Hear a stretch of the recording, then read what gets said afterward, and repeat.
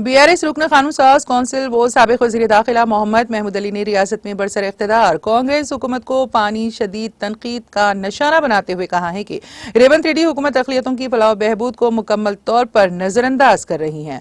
BRS रुकन कानून साज कौंसिल व साबिक वज़ीर दाखिला मोहम्मद महमूद अली ने तेलंगाना भवन में मीडिया से बात करते हुए ये बात कही। उन्होंने कहा है कि हैदराबाद के पुराना शहर में बिजली के बिलों की वसूली अडानी के हवाले करने का फैसला अक़लियतों की तौहीन है। उन्होंने कहा है कि एक जानिब राहुल गांधी की जानिब से अडानी को मुस्तरद किया जा रहा है तो दूसरी जानिब रेवंत रेड्डी की जानिब से अडानी को अहमियत दी जा रही है। उन्होंने कहा है कि केसीआर की जानिब से बजट में हर साल 2000 करोड़ रुपए मुख्तस किया गया था। कांग्रेस ने कहा था कि रेवंत रेड्डी कांग्रेस इख्तिदार में आने पर बजट में इजाफा करके 4000 करोड़ मुख्तस किए जाएंगे। साबिक वज़ीर दाखिला मोहम्मद महमूद अली ने कहा कि कांग्रेस को आइंदा बजट में अक़लियतों के लिए 4000 करोड़ रुपए मुख्तस करके रियासत की अक़लियतों के तय अपने इखलास का सबूत देना चाहिए। उन्होंने कहा है कि साबिक में कांग्रेस के दौरे हुकूमत में अक़लियतों के लिए 10 रिहायशी स्कूल भी मुयस्सर नहीं थे, जबकि केसीआर के दौरे इख्तिदार में 204 रिहायशी स्कूल कायम किए गए थे जिन्हें जूनियर कॉलेजों और डिग्री कॉलेजों में अपग्रेड किया गया। केसीआर ने अक़लियतों को मियारी तालीम फराहम करने के लिए फर्द के एहसास के साथ काम किया है। अगर केसीआर ने यतीमों के लिए अनीसुल गुरबा की तामीर के लिए सख्त मेहनत की तो कांग्रेस हुकूमत के पास इस इमारत को रिहायशी मरकजी दफ्तर में तब्दील करने का क्या जवाब है। ये अफसोसनाक बात है कि कांग्रेस हुकूमत में कोई अक़लियती वजीर नहीं है। केसीआर ने अक़लियतों को वजीर दाखिला का ओहदा दिया। कांग्रेस के दौर में अक़लियत के गवर्नर के कोटे के तहत एमएलसी के ओहदे के लिए नामजद किया गया था, लेकिन इस मसले को कानूनी पेचीदगियों की नजर कर दिया गया। साबिक वज़ीर दाखिला मोहम्मद महमूद अली ने रियासत में कानून नज़्म व ज़ब्त की बरकरारी में हुकूमत की नाकामी पर अपनी शदीद रद्द-ए-अमल का इजहार करते हुए कहा कि रियासत बिलखुसूस पुराने शहर में अमन व सलामती काबू से बाहर है। कांग्रेस हुकूमत इख्तिदार में आने के बाद फिरका वाराना फसादात में भी इजाफा हुआ है। केसीआर ने अपने 10 साला दौरे हुकूमत में मजबूती से अमन व सलामती को बरकरार रखा। केसीआर ने मजहबी तसादुम के बगैर हुकूमत की और केसीआर ने गरीब लड़कियों की शादी के लिए कल्याण लक्ष्मी और शादी मुबारक स्कीम को मुतारिफ किया था, जिससे किसी गरीब लड़कियों की शादियों में आसानी हो रही है। उन्होंने कहा है कि कांग्रेस ने इंतखाबात से कबल कल्याण लक्ष्मी और शादी मुबारक स्कीम के तहत रकम के अलावा 1 तोला सोना देने का वादा किया था, जो आज तक पूरा नहीं किया गया। उन्होंने कहा है कि केसीआर के दौरे इख्तिदार में रियासत की अक़लियतों के लिए बेशुमार इक़दाम किए गए। इसी तरह से रियासत को तरक्की के सिमत गामजन करने के लिए IT सेक्टर और सनतों के क़याम के लिए इक़दाम किए गए। रियासत में कांग्रेस पार्टी बीजेपी के लिए बी टीम के तौर पर काम कर रही है। कांग्रेस के वज़ीर आला रेवंत रेड्डी ने चंद्रबाबू का पुरतिपाक इस्तकबाल किया, जो बीजेपी के साथ हैं। उन्होंने कहा है कि राहुल दिल्ली में बीजेपी से लड़ रहे हैं, जबकि रेवंत तेलंगाना में बीजेपी से दोस्ती कर रहे हैं। चंद्रबाबू नायडू ने कहा कि तेलंगाना की फी कस आमदनी मुल्क में सबसे ज्यादा है।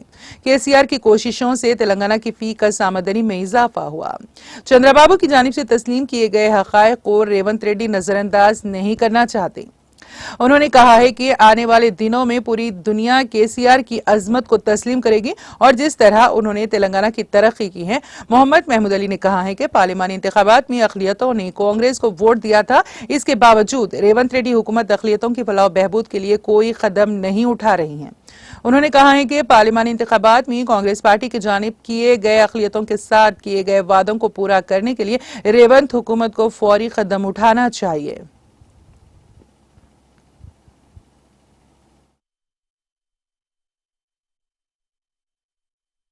कितना अच्छा था, माइनॉरिटी को रेस्पेक्ट थी, माइनॉरिटी को मिनिस्ट्री थी, माइनॉरिटी को बजट था। 10 साल में जो बजट खर्चा करे वो तकरीबन 11-12 हज़ार करोड़ का खर्चा करे, और अब माइनॉरिटीज को और से स्कॉलरशिप गया और गरीब बच्चों की शादी करे। 1,90,000 से ज्यादा माइनॉरिटीज लड़कियों की शादी करने वाले केसीआर साहब है। आज 1 तोला सोना बोल के 1 तोला भी सोना छोड़ी, वो असल पैसे भी नहीं मिल रहे। तो कई जो इश्यूज है उसमें काफी लोग परेशान हैं। इस बात से हम चीफ मिनिस्टर साहब से गुजारिश करते हैं कि माइनॉरिटीज को एजुकेशन में आगे बढ़ाइए, जिस तरह केसीआर साहब बढ़ा रहे हैं उसको कंप्लीट कीजिए। और आप जो हमारा तेलंगाना डेवलप तेलंगाना है उसको बर्बाद होने मत दीजिए। लोग यहाँ से बिजनेस छोड़ के गुजरात के तरफ हुए, खुद चीफ मिनिस्टर साहब भी अपने बयान में कहे कि यहाँ से लोग गुजरात की तरफ जा रहे हैं बिजनेस करने के लिए। यहाँ पे फैसिलिटीज अगर अच्छे देंगे तो जरूर करेंगे। इंडस्ट्रीज जो पॉलिसी थी हमारी, विद इन 15 डेज में पूरा इंडस्ट्रीज की पॉलिसी कोई परमिशन को जाने की जरूरत नहीं पड़ती थी। एप्लीकेशन करने के बाद ऑटोमेटिक गवर्नमेंट ऑफिसर्स को कंप्लीट करके देते थे। बहुत से इंडस्ट्रीज हमारे पास आए, बहुत सा इन्वेस्टमेंट आया, बहुत से लोग जॉब के लिए बेंगलुरु छोड़ के पूरे लोग हैदराबाद की तरफ आते थे। तो हमारी यही गुजारिश है कि जो भी आईटी है उसको और डेवलप कीजिए ताकि उससे लोगों को रोजगार मिल सके।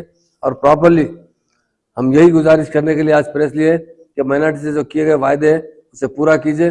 माइनॉरिटी में बहुत बेचैनी है, बहुत परेशान है, बच्चे पढ़ने के लिए काफी परेशान है, क्योंकि जहां तक हो सके मदद कीजिए, यही हम गुजारिश करते हैं।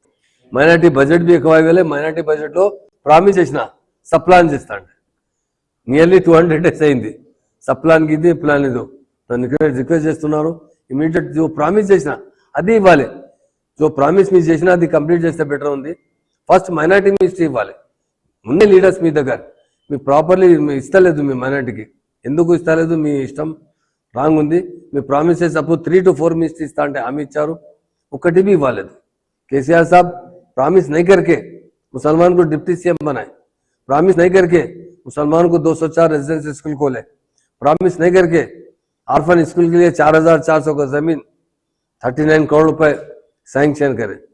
उसी तरह हम यही अपील करते हैं कि जो सिलसिला है माइनॉरिटी का तरक्की करने का तालीम हासिल करने का उसे जारी रखा जाए और अच्छी से अच्छी तालीम क्योंकि तालीम बहुत बड़ा जेवर है पैसा नहीं रहता आदमी के पास तालीम आने से और जो ओवरसीज स्कॉलरशिप जो बंद है उसको इमीडिएट चालू कीजिए क्योंकि बच्चे अमेरिका ऑस्ट्रेलिया पढ़ने के बाद उनमें शऊर बेदार होता है वो अपने फैमिली की भी किफालत करते हैं अच्छे पढ़ने पर।